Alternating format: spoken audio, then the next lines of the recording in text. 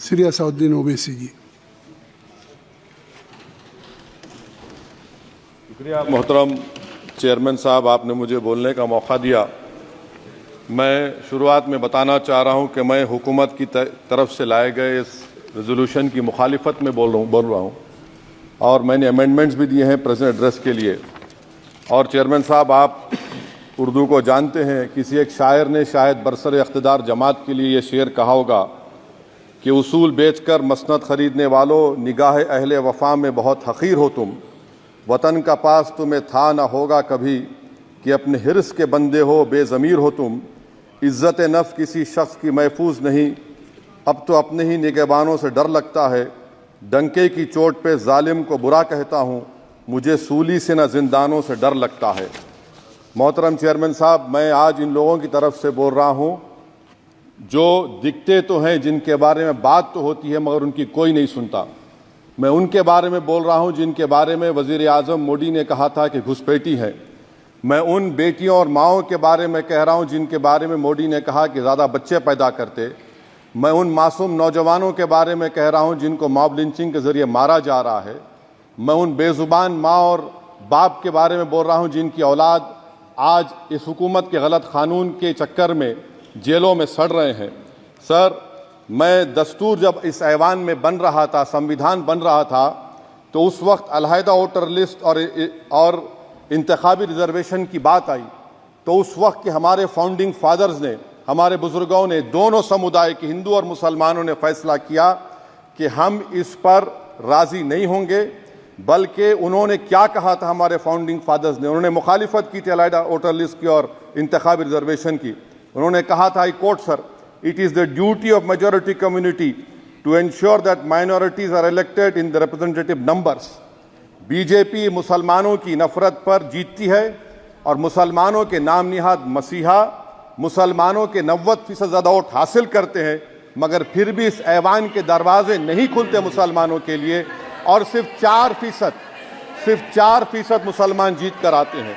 Sir, संविधान सिर्फ एक किताब नहीं है जिसे चूमा जाए, संविधान एक किताब नहीं है जिसे दिखाया जाए, संविधान एक सिंबल भी है, मगर संविधान एक हमारे बुजुर्गों के ख्वाबों की किताब है। हमारे जमहूरियत को हमारे बुजुर्गों ने इस तरह समझा, हमारे फाउंडिंग फादर्स ने इस तरह जमहूरियत को समझा कि इसमें हर समुदाय और मजहब और समाज के मानने वाले लोगों की राय को शामिल किया जाएगा इस मुल्क को चलाने के लिए। मगर इस ऐवान में सिर्फ 4% मुसलमान जीत कर आते हैं। मैं संविधान से जो मोहब्बत के दावे करते हैं उनसे कहूंगा कि कभी उठाकर पढ़ो कॉन्स्टिट्यूएंट असेंबली डिबेट्स में कि नेहरू ने, H.C. मुखर्जी ने, सरदार हुकुम सिंह ने माइनॉरिटीज के बारे में क्या कहा था। सर, वतन अजीज का मुस्तकबिल कैसा होगा जब बीजेपी मुझे गायब करना चाहती है और दीगर हिज़्ब इख्तिलाफ की पार्टियां के लिए मेरा वजूद सिर्फ वोट डालना और अपनी खबर में जाकर खो जाना है। इसीलिए आप देखते हैं कि ये समाजी इंसाफ है सर कि 4% मुसलमान जीत कर आते हैं। सर, इस ऐवान में ओबीसी समाज के एमपी अब अपर कास्ट के एमपी के बराबर हो चुके हैं। ओबीसी समाज के एमपी अब अपर कास्ट एमपी के बराबर हो चुके हैं और 14% मुसलमान सिर्फ 4% जीत कर आते हैं।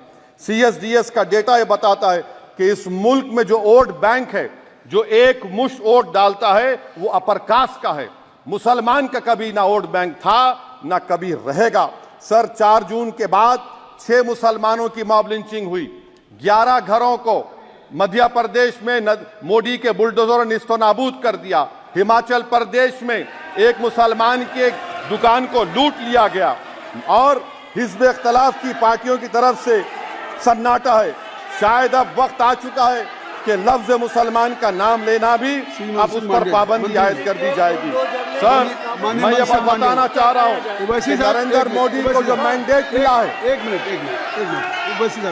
आप लोग बैठ जाएं, कृपया आप लोग बैठ जाएं। श्री मनसुख मांडविया जी, आप लोग बैठ जाएं, कृपया माननीय सदस्य बैठ जाएं। श्री मनसुख मांडविया जी, कृपया आप लोग बैठ जाएं। अपने प्रारंभिक आप लोग बैठ जाएं, आप लोग बैठ जाएं।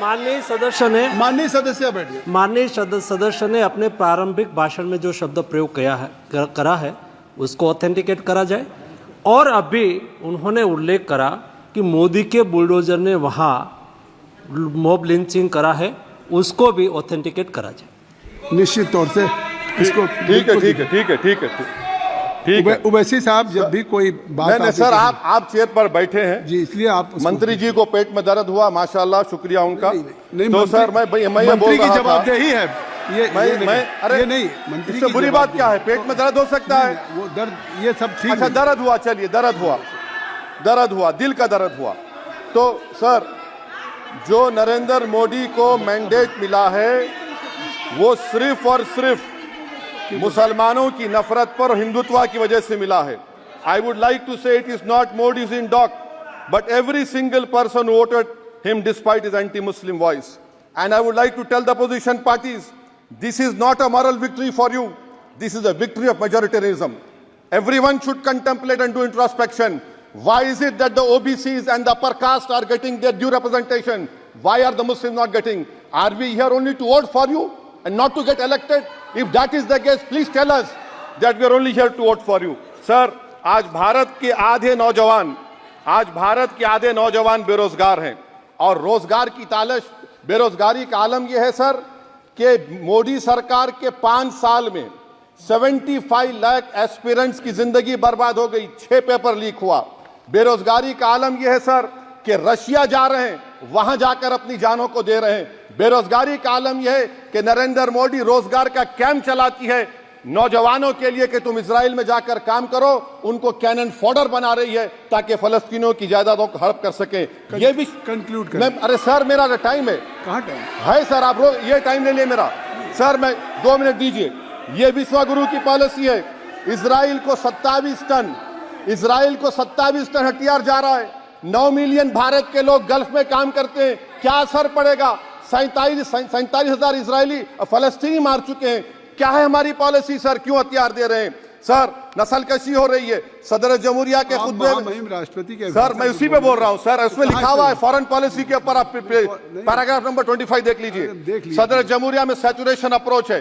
क्यों नहीं मोदी सरकार माइनॉरिटीज को फ्री स्कॉलरशिप को डिमांड करती है सर? उसका आपने बजट कम कर दिया। सर बनारस का बुनकर 18 महीने से मंडी का शिकार है, सूरत और बेंगलुरु जा रहा है। सर आखिरी बात कंक्लूड कर रहा हूं, आखिरी बात सर, पनून केस में निखिल गुप्ता, मोदी ने कहा था कि हम घर में घुसकर मारा, तो निखिल गुप्ता को किसने ऑर्डर दिया था पनून को मारने का? अगर नहीं दिया तो उसको बचाइए, और अगर दिया नहीं तो फिर उस पर पीएमएलए क्यों नहीं लगाकर? सर समाप्त करो। कमेटी बनाई आपने, उसका क्या हुआ? सर हम एससीओ को नहीं जा रहे। सर मैं आपको बता रहा हूं कि मैं अपनी इस तकरीर को टीपू सुल्तान की नजर, सुनिए सर, अब हो गया खत्म कर रहा हूं सर। मैं अपनी तकरीर को टीपू सुल्तान के नजर कर रहा हूं। ये टीपू सुल्तान की फोटो है, क्या आप इससे भी नफरत करेंगे? सर ये संविधान में टीपू सुल्तान की फोटो है जिस पर वल्लभ भाई पटेल ने साइन किया, श्यामा प्रसाद मुखर्जी ने साइन किया। ये आपकी नफरत है सर। आखिर में मैं अपनी बात को खत्म कर रहा हूं इस शेर पर कि क्या दिन दिखा रही है सियासत की धूप छांव, जो कल सपूत थे वो कपूतों में आ गए, थे इस कदर अजीम के पैरों में ताज थे, इतने हुए जलील के जूतों में आ गए। बहुत बहुत शुक्रिया सर।